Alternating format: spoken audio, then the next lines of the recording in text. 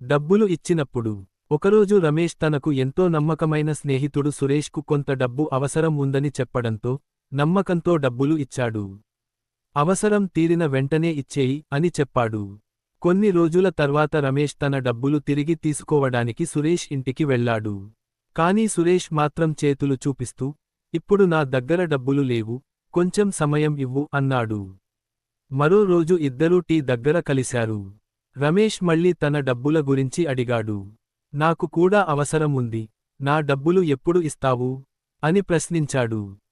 మాట పెరిగింది. సురేష్ డబ్బులు ఇవ్వకపోవడంతో ఇద్దరి మధ్య గొడవ మొదలైంది.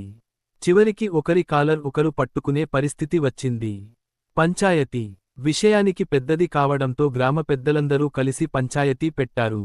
ఇద్దరి మాటలు విన్న తర్వాత పెద్దలు ఒక మాట చెప్పారు.